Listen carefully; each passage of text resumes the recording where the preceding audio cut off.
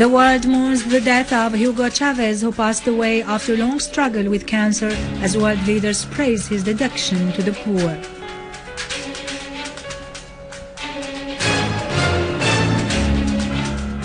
Our army units continue to chase terrorist groups and kill large numbers of them.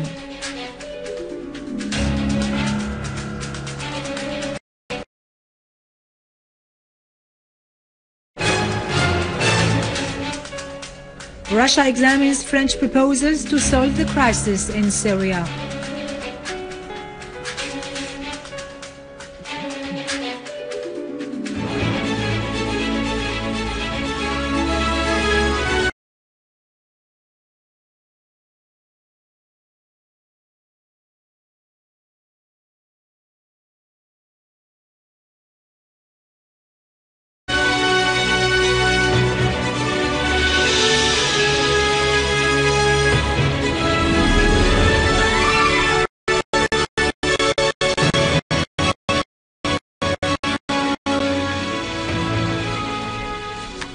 Good afternoon and welcome to our news for today.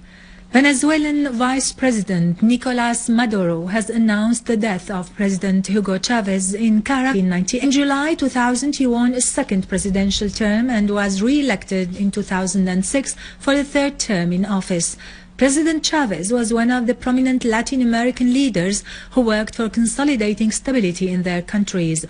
Over nearly a decade and a half, President Chavez adopted a social policy based on enhancing the role of the state and its social responsibilities towards citizens, particularly in the domains of health, education, housing and combating big monopolies. Venezuela witnessed during his rule a remarkable progress in all walks of life. Chavez adopted a policy that rejected American hegemony. He stood by the Arab legitimate rights, notably his honorable stance towards the conspiracy against Syria, as he had repeatedly announced his solidarity with the Syrian leadership and people in the face of the heinous imperialistic assault against it. The Venezuelan government has declared national mourning in the country for 7 days for the death of President Chavez. Venezuelan Foreign Minister Elias Jawa said the body of the late president will be put on display starting today at the hall of the Military Academy in Caracas before his funeral takes place in a national ceremony next Friday. Most world leaders have praised the big role played by President Chavez over the past 15 years of his office as President of Venezuela and as a prominent leader of Latin America. In Cuba, where Chavez received medical treatment, the government announced mourning for 3 days upon his death. Russian President Vladimir Putin described Chavez as a prominent leader and intimate friend of Russia's, offering his condolences to the Venezuelan people over his death. Iranian President Mahmoud Ahmadinejad also offered his condolences over the death of Chavez, whom he marked as an outstanding figure in terms of struggle against world arrogance. He noted that the late president had spent his life in service of the oppressed and the harmed by the colonialist policies. On his part, UN Secretary General Ban Ki-moon eulogized Chavez, pointing out that he worked hard to respond to the challenges facing his country. Brazilian President Dilma Rousseff said Chavez's death was a big loss, for he was a great man in Latin America and his absence would leave a considerable vacancy in the continent's struggles. American President Barack Obama stressed his country's support of the Venezuelan people and its interest in establishing constructive relations with the next Venezuelan government. British Foreign Minister William Hague said President Chavez was influential inside his country and abroad. A number of prime ministers and foreign ministers offered their condolences on the death of Chavez, expressing solidarity with the Venezuelan people and praising Chavez's role in supporting the legitimate aspirations of the oppressed peoples in the world.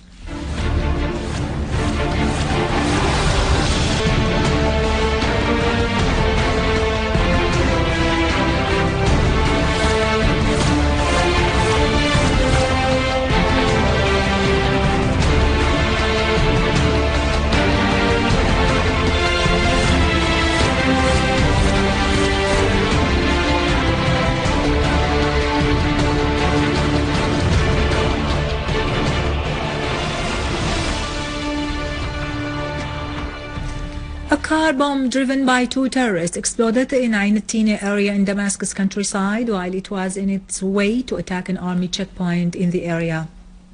An official source said that a white Kia Rio car exploded near an army checkpoint in the area. The source added all the terrorists inside the car were killed. In Deir ez-Zor, a unit of the armed forces clashed with an armed terrorist group in As-Salihiyya town in Deir ez-Zor countryside, injuring a number of its members. A source in the province reported that a number of the terrorists were killed, including Ahmed Muhammad, nicknamed Ali Saliqi, while others were injured. Our armed forces killed a large number of terrorists and injured others in Abu Duhur area in Idlib countryside. A source in the province said that the operation resulted in the killing of a number of terrorists, including those who are non-Syrians, as they were attacking the citizens in the city of Abu Duhur and in the villages of Al-Khashir, Tal Salmo, Majrain, Al-Majas and Al-Shamatiyya. A number of cars, vehicles and weapons were also destroyed in the operation.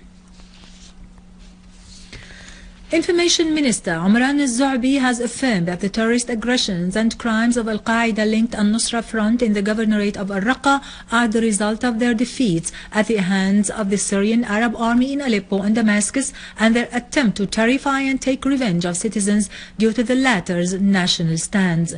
In a word he delivered during a symposium held at al-Assad Library, Mr. al-Zu'bi said, "The presence of such armed groups in some areas in Al-Raqqa is not a source of concern, and the issue is merely a matter of time." He emphasized that the government is serious about conducting a national dialogue that excludes no one, at which all subjects are open for debate. The minister stressed that Saudi Arabia, Qatar and other delusive virtual states have no place at the table of dialogue among the Syrians and will not contribute to the construction of Syria. Lebanese Minister of Foreign Affairs and Expatriates Adnan Mansour called to lift freezing Syria's membership in the Arab League, pointing out that the League has failed to deal with the crisis in Syria by finding a peaceful solution for it. In a speech during a ministerial meeting of the Arab League Council in Cairo today, Mansour said that the League failed to achieve the political solution for the crisis in Syria, succeeding only in suspending Syria's participation in the Arab League meetings. Mansour also pointed out the continuous flow of weapons, money and terrorists to Syria coming from different parts of the world. The Lebanese minister also referred to the spread of the extremist ideology in the region, which would sow the seeds of sedition and promote for more extremism. Mansour called on Arab League member countries to integrate efforts in order to find a political solution for the crisis in Syria. The crisis in Syria is painful to us all as we stand powerless to find a political solution. We failed to find a solution through national dialogue and only succeeded in suspending Syria's membership. We held more than 15 meetings during the last 2 years, thinking that by changing the regime in Syria and replacing it with another, we will achieve stability. But Syria slipped more and more into blood and chaos. Communication with Syria is essential for achieving a political solution, and efforts must be exerted to stop the flow of Takfiri terrorists into that country.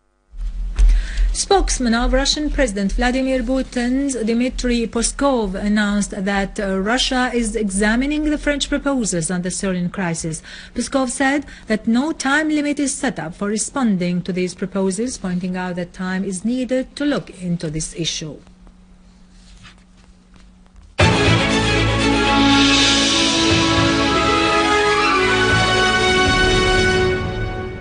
Welcome back. The Quneitra branch subcommittee in charge of working out the necessary mechanisms to invite the national opposition and the various political forces to take part in dialogue has met representatives of the popular vocational and services figures and institutions in the governorate. Head of the committee, the governor of Quneitra, Dr. Malik Ali, underlined the role of national figures and institutions at all levels to start dialogue in order to get out of the present crisis through sharing viewpoints and proposals on the various political, economic and social topics and diagnosing problems to move forward to the better. On their part, the participants stressed the importance of giving priority to national interests over any other interest, affirming the need of dialogue and national reconciliation among all citizens to find a way out of the present crisis. The Minister of Health received 14 new medical devices from the United Nations High Commissioner for Refugees Affairs. These will be delivered to various public hospitals and health centers in the governorates of Damascus and al-Hasaka, including the Eye Hospital in Damascus. The new equipment is worth about 60 million Syrian pounds. The Minister of Health said in a statement to reporters after receiving equipment that they include devices for surgical operations and testing. He also pointed out that the equipment will go to Ibn Nafis Hospital and Children's Hospital in Damascus, adding that a number of health centers in al-Hasaka will also get some. He stressed that these equipment are part of collaborative efforts between the Ministry and international organizations concerned with health, and that they are providing free health services in public hospitals. The Minister then noted that the economic sanctions had a bad effect on the healthcare in Syria.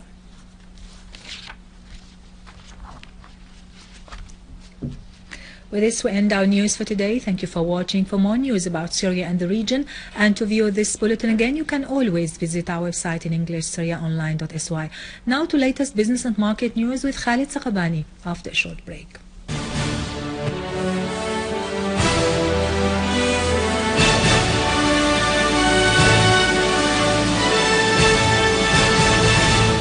Ladies and gentlemen, good afternoon. The first largest deal in the history of the Damascus Stock Exchange was struck yesterday, reaching 62 million Syrian pounds, pushing up the bulk of the trading over Monday's session. Sources at the Damascus Stock Exchange said that this deal was previously announced in the official newspapers, and it was done by Al-Aqila Insurance Company, where 1 million shares were sold, worth 62 million Syrian pounds each. Trading the closing yesterday on a total volume of 4.3 million Syrian pounds distributed on 46 deals in addition to the great deal that was previously mentioned. By this, the market index is at 4.77 million notes up, bringing the total value of trading to 66.3 million Syrian pounds.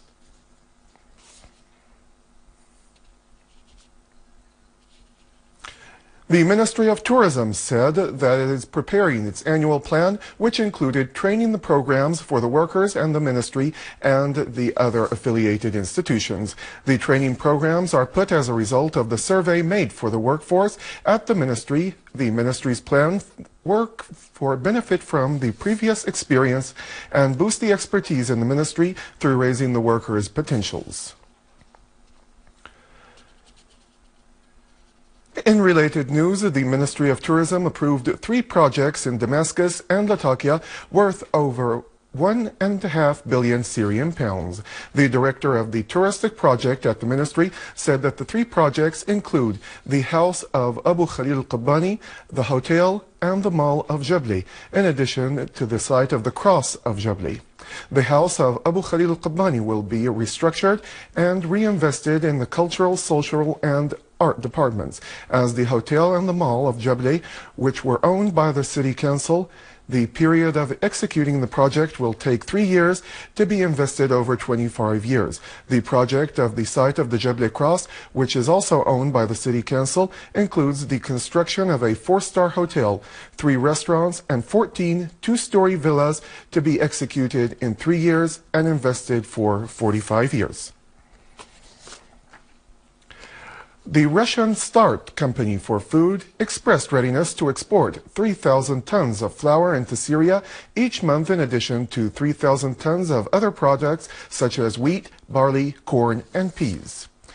In a letter that was circulated in the chambers of trade and industry and the other concerned parties in Syria, the company also stressed that it was ready to plant, produce, and to help in packing and carrying the wheat upon reaching an agreement on any of the proposed subjects. It is to be noted that the Start Company has been working for 20 years in the domain of exporting food.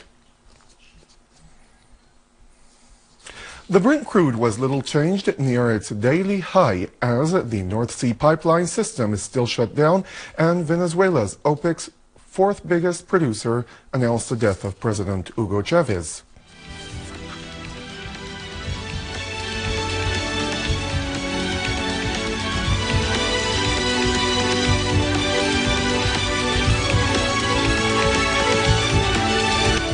The Dow Jones Industrial Average rallied by 126 points, joining other major stock indexes.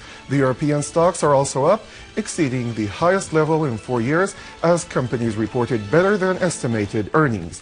The Japanese stocks index, with the index closing above 1,000 for the first time since October 2008.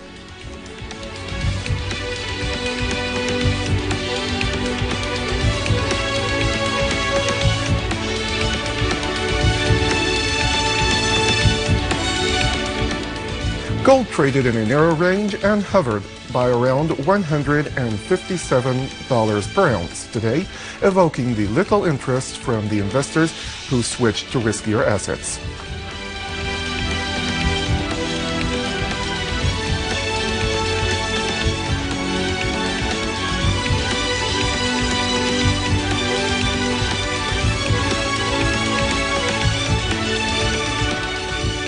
The euro went down today, held back by concerns that the European Central Bank may flag the future interest rates cuts after its monthly meeting that is going to be held tomorrow.